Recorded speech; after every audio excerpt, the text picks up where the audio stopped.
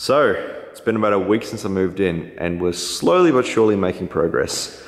It's been a very, very long week for me, just getting everything sorted. A lot of time on the phone, working shit out, and just, yeah, we're making progress though. I can see the light at the end of the tunnel, and I'm starting to get excited to make knives in this place. This is the grinding room that we're putting together. I've got some friends helping me out with this, one of which is a professional carpenter, so this is very handy to have him here to kind of help build this all to code. I was up last night doing the plaster for this. Didn't do the best job in the world, but hopefully with all the plaster schmoo, it'll come out nice. And if not, oh well, this is a temporary structure. It's only going to be here 2 years until my lease runs out. Sandblasters will come in here to kind of keep that dust in here. The grinding bench is going to get moved here with room for adding more grinders in the future. And the surface grinder is going to be over here somewhere. I don't think I've actually shown the surface grinder before. This was actually sold to me by Zach Chong of ZJC Knives, and a huge thank you to that guy for selling me this thing, because it is just awesome to have. Great and very handy for production. Over here, this is where the Kydex is temporarily. The bandsaw and the Kydex station and some other stuff is going to get moved upstairs on the mezzanine.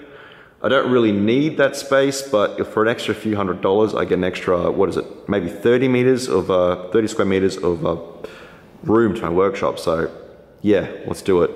So that'll get used for something, I'm sure. The stairs are coming down around here, and the air compressor is going to be under here. Over here, we put the CNC, and this is mostly disassembled at this point. This thing is basically a mess of wires, and I'm nowhere near smart enough to put it together if I break it. So I'm very careful when I take it apart and move it and do all that sort of stuff, because yeah, fuck fixing that. So that's going to be here for now. I'm going to get some MDF sheets here and here to kind of contain the chips, and maybe a shower curtain on top, just to kind of keep that mess in one spot. And essentially the goal is to have tables running all along here with a CNC, and just have basically a dedicated area for fitment and all that sort of stuff. And in here in this main area, a big fuck off island workbench that I can move around, and yeah, that'll be handy. Assembly, assembly, assembly, knife vise. This is going to be the chemical station. This is probably going to have to get extended a little bit to about here, just so it looks good. Yeah, so this is basically going to be etching, anodizing, ferric, all that sort of nasty shit can stay in one area, which is close to the door in case I ever spill anything, or if I'm ever making something with fumes, I can open the roller door and not die, which would be handy. Those are air fittings on the floor that need to be plumbed in, which I'm very excited about. Over here, I made a safety glasses rack, which is out of my old water jet drops. I do want to have the public in here at some point, and kind of have this open to the public by appointment so people can come in. And for that, I want to have plenty of safety glasses and want this to be a safe, comfortable place for people to come to. Just so it's you know, the goal is to have this kind of an area where people can come, knife makers can come, collectors can come and get together and have barbecues and just build a community here, because there's not really a whole lot of that here in Melbourne. I also hung up this sort of shit up here, water jet stuff. There's some more stuff I've got to hang, but I ran out of just time and effort and motivation. Yeah, we'll do that tomorrow. Whiteboard's up today, and this is going to be the drilling area. I'll probably keep most of the manual milling and potentially a lathe at some point here. So I want to get a few more of these cheap little drill presses and have one dedicated for countersinking drilling, and basically have a line of drill presses here for basically efficiency, because the quicker I can make knives, the quicker I can make money, which is very important. And over here in its temporary spot is my Pantograph. I picked that up a few weeks ago. Haven't used it yet, but essentially this lets me engrave my logo, like my signature and stuff, and it's a really, really cool machine. So I can't wait to get that running. I got it real cheap off Facebook, so I'm pretty excited about that. Drill press, this is my manual mill, and this is the only thing that got damaged in the move so far. So we essentially moved all these machines with trailers and engine cranes, and that was probably not the smartest idea, but I'm going through money so quick in this place, it is scary. Like, yeah, just thousands and thousands of dollars just vanishing as I move all this shit and buy shit to build that, and all sorts of shit you need, but it's very expensive, so we moved it ourselves. And this one was actually supposed to be the easiest. That one had me worried.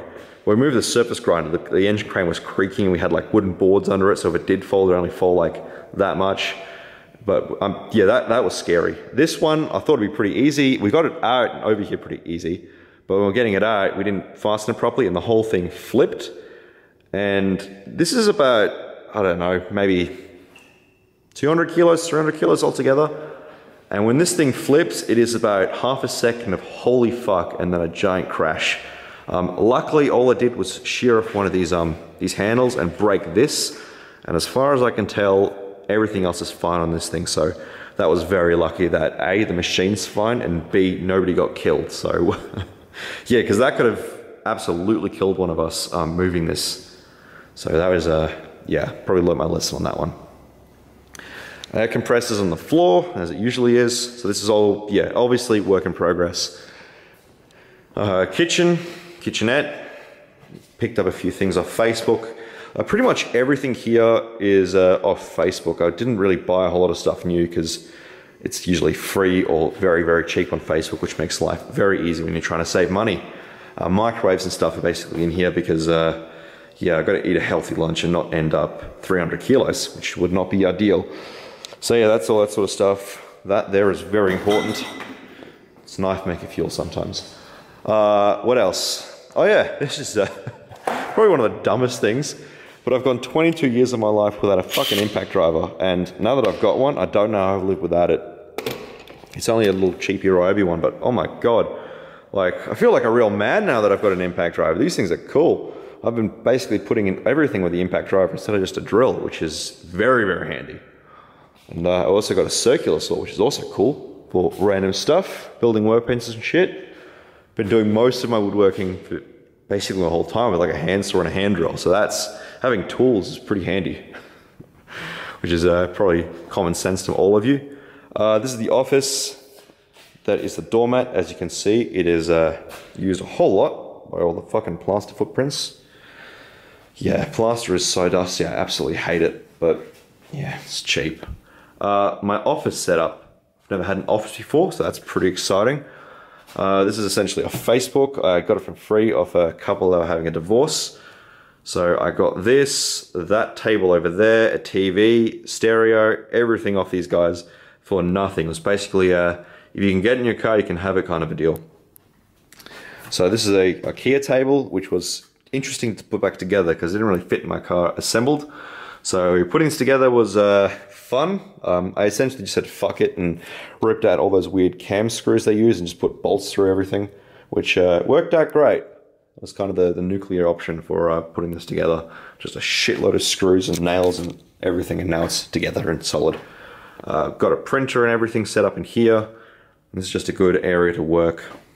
I was actually doing a bit of quoting today. I'm looking to get, there's 3 jobs right now that I'm quoting, which I'm hoping to get. Probably won't because that's just the nature of the industry. You usually quote 10 jobs for every one you get. So we'll see if anything happens with that. And if you can read that, you're a genius because I can barely read it and I wrote the damn thing. Yeah, oh yeah, over here, this is a knife made for me by ForgeWorks. Cool guy. And that now lives up there. And next to it, we have an award that I got at the Queensland Knife Show the other weekend. And that is for best folding knife. Very proud to win that. I've never won an award before, so that's pretty cool. And yeah, making progress, just boxes and shit. Stuff I need to install, and that's there for me to smash one day. And I've moved packing and shipping down here, so this is just an area where I can pack stuff. And at some point I want to get one of those big glass display cases here with knives and stuff, so I can have, you know, kind of an area where people can kind of come in and usually around, because yeah, well, I'm not sure what I'll do with upstairs yet. At the moment it's just storage for all sorts of random shit. I might rent it out, that's an option. We'll see. Anyway, that's the shop, guys. I hope you enjoyed it. Yeah, thanks for watching, and I'll see you in the next video.